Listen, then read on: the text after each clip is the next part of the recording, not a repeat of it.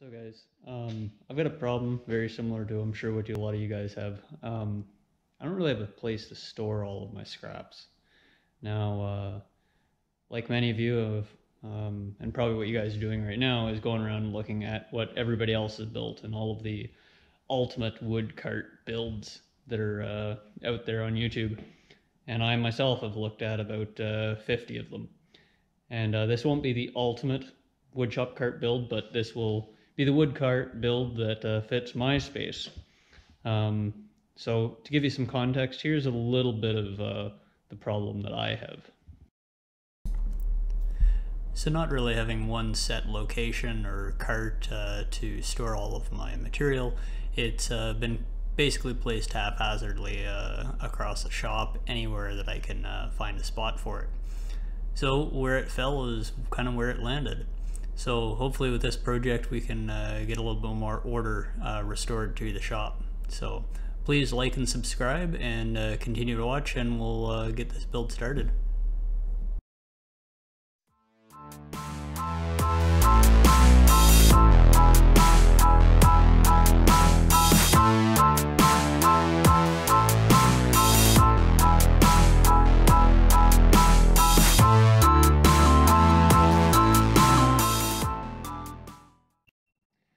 So now that you guys have seen some of my problems, I'm sure that some of you guys have the same issues. It all started innocently enough. I had one area designated for leftover remnants of wood, but without the cart, without there being a cart, without there being any wheels or way to move it, it becomes very easy to just stack stuff on top of stuff. And when you start a new project, you find a new section of your shop that you can stick stuff in, and inevitably end up burying something else. So this cart will hopefully resolve that issue. And to do that, I have reserved an area, which was the original area in my shop that I had for scrap wood, which is right over here. And that's where the disaster started. So we'll try to clean that up. And in order to clean that up, we started with going to the wood shop and buying more lumber. So we're going to start with these. We got two 4x8 sheets of good one-side plywood. No particular reason why it had to be good one side, but I figured if we were going to make something and keep it for a while, we might as well make it out of some reasonable material. So once this is built, it's going to be 4 feet wide, and on the one side it's going to be able to accommodate a full 4x8 sheet of plywood, and then shorts and other cutoffs will be on the opposite side, and then in the center of the cart we'll have some other storage for other shorts and basically some hidey holes where you can stick those little pieces where you can't possibly part with. And then it will fit this area over here against the wall, which was the original designated area in the shop for project wood and that sort of thing, which has, because there's no cart, everything gets stacked on top of each other, and it makes it very hard to get sorted out. Also with this project, I'm hoping to get rid of hopefully a few things that we don't need once we start unburying things.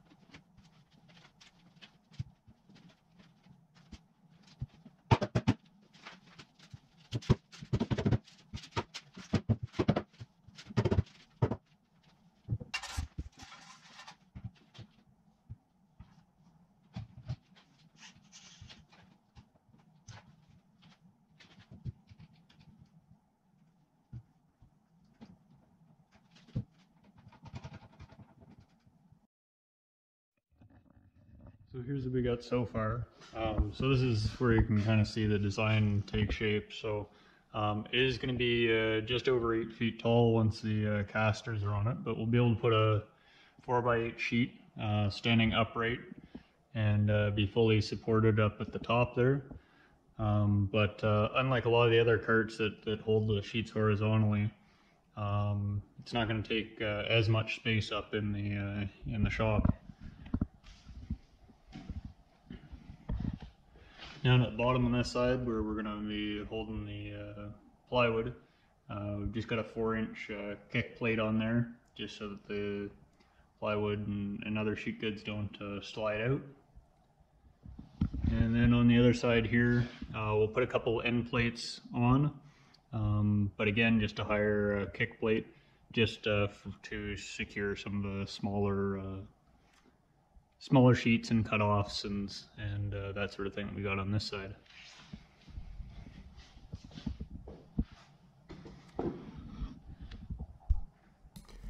Now, a lot of the other designs that are out there give you a lot more room sort of in between. They put a couple shelves in and they've got a shelf up top.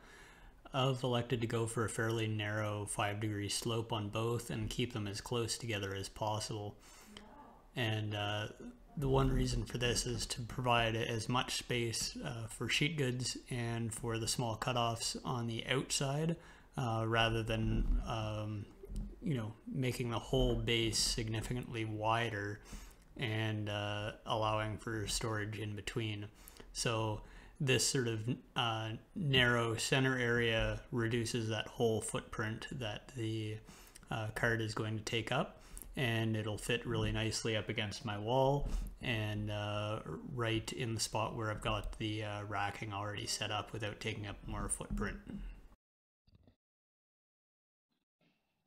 So here we've got the end plates that I've cut. I've already got the angle cut on them, but at the top edge I want to do some detail, just add a little bit of character to it, break off the hard edge at the top, and basically find some way to kind of join the two. So you can get these guys I get them at Lee Valley, but they're the sort of flexible ruler and allow you to do a really nice sort of gradual bend and hold it in position. So that's what I used to map this guy out. So got one to a bend that I liked, marked it, we'll cut it out, and then after I've cut this one out, then I'll make a pattern off that, cut the other side out, and we'll go from there.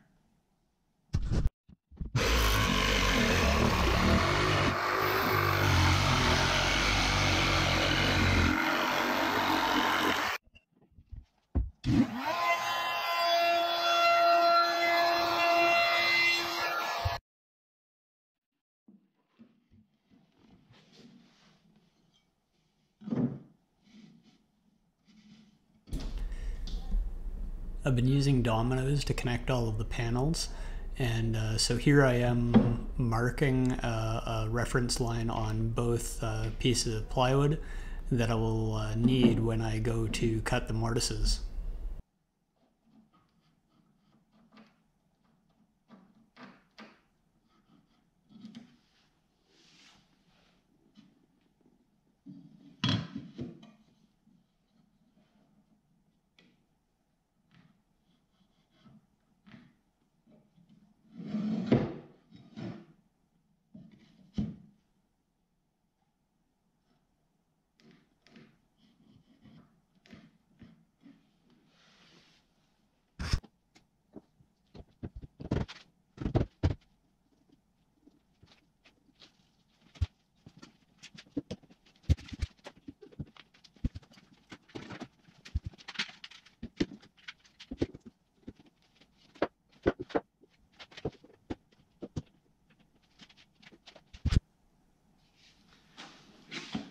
Now I do find that the Festool Domino is an excellent tool. It makes an amateur like myself do some pretty nice joints and build some relatively strong stuff.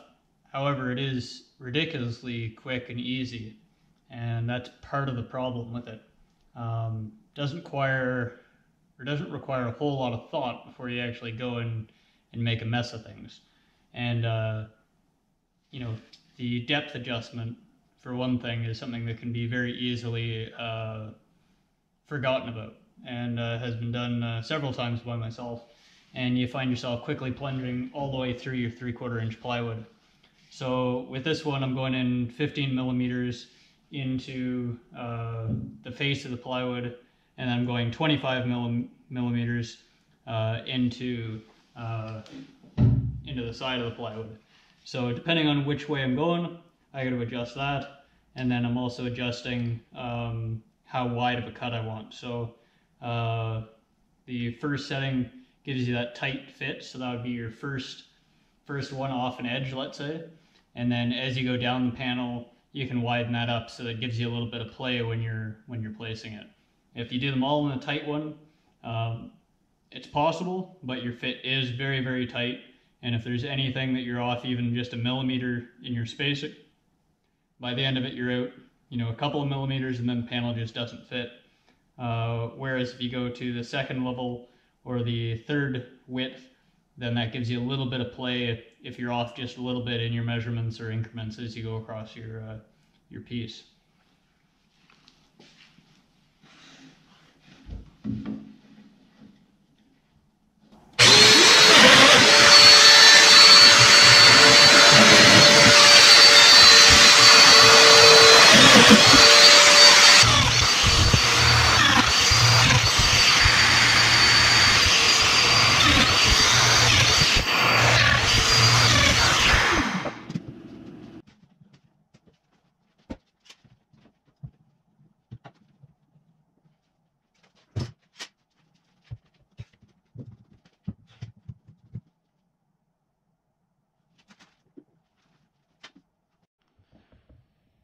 So here's the cart. It's pretty much done. That last glue up can be a little tricky when you got sort of four sides coming together. There isn't a whole lot of room with the dominoes, which does make nice tight fit. And that is where the sort of the different sizes of slots that it can cut come into play to give you a little bit more wiggle room on the initial fit up, so that you can get all four sides and a bottom together.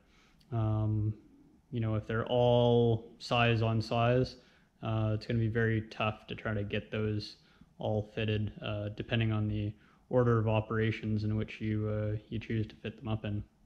So here it is. It's pretty much finished. Just got to go through the edges and clean up edges and round them off, smooth out a few things. I'll probably go over it with some sandpaper, especially on all the edges. I'll router off a few of the corners as well and edges, and just clean it up a bit. But here it is. So again, you got a full 4x8 sheet that you can stand on this side on edge. You've got the ability to clamp it at the top if you feel that it's too tippy or you want to keep it straight. And you got castors on it.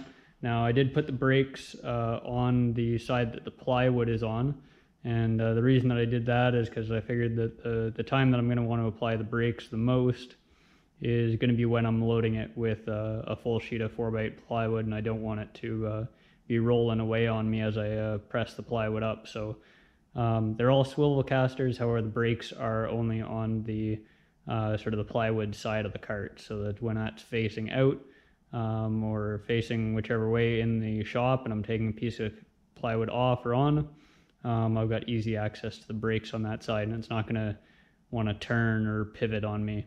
Whereas if I had them on, just on sort of the right hand side of the cart here, then potentially it could still pivot while I'm loading or unloading a sheet. So the other thing that's nice about this, I thought a lot of the other builds were using 4 or 5 full sheets of plywood to build. This one here took 2 full sheets. I've got a tiny little bit left over, and then 3,